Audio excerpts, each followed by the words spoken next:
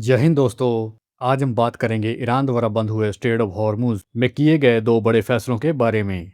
एक और ईरान ने हॉर्मुज में टोल या परमिट सिस्टम को औपचारिक रूप दे दिया है और दूसरी ओर ईरान ने अपने पर्शियन गल्फ डॉल्फिन्स यानी विशेष पनडुब्बियों को हॉर्मुज में तैनात कर दिया है। तो चलिए विस्तार से जानते हैं। स्ट्रेट ऑफ हॉर्मुज दुनिया के सबसे महत्वपूर्ण समुद्री मार्गों में से एक है, जहां से लगभग 20% दुनिया का तेल और गैस समुद्री मार्ग से जाता है। भारत समेत कई देशों की ऊर्जा सुरक्षा इसी मार्ग पर निर्भर है। अब ईरान ने इस हॉर्मुज से गुजरने वाले जहाजों के लिए एक औपचारिक परमिट और टोल टैक्स प्रणाली लागू कर दी है, जिसे पीजीएसए यानी पर्शियन गल्फ स्ट्रेट अथॉरिटी नामक संस्था चलाएगी। इस परमिट की कुछ मुख्य शर्तें इस प्रकार हैं। हर जहाज को हॉर्मुज से गुजरने के लिए पहले अनुमति लेनी होगी। जहाजों को एक विस्तृत वेसल इंफॉर्मेशन डिक्लेरेशन भरनी होगी, जिसमें 40 प्लस जानकारी जैसे मालिक, चालक दल, बीमा, माल आदि शामिल हैं। अगर डेटा गलत या पूरा न हुआ तो जिम्मेदारी जहाज मालिक की होगी। ईरान ने चेताया है कि यदि कोई देश अमेरिका के प्रतिबंधों का समर्थन करेगा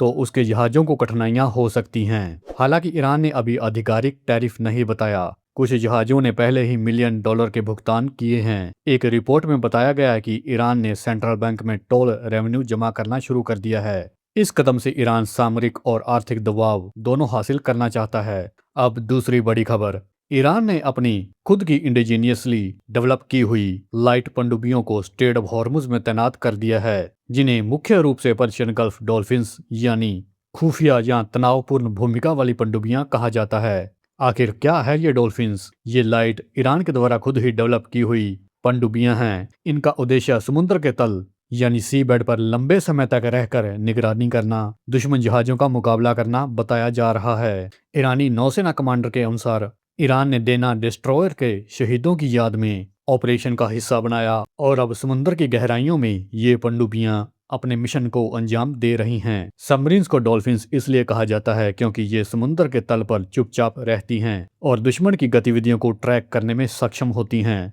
अब इन दोनों घटनाओं का वैश्विक अर्थ क्या होगा? इस नए टोल सिस्टम से पूरा तेल बाजार प्रभावित हो सकता है। अगर हॉर्मुज पर नियंत्रण रहा तो तेल की कीमतें और वैश्विक आपूर्ति चैनल कठिनाइयों का सामना कर सकते हैं। पनडुब्बियों की तैनाती से सैन्य तनाव बढ़ सकता है और अंतर्राष्ट्रीय जहाजों की सुरक्षा को चुनौती मिल सकती है।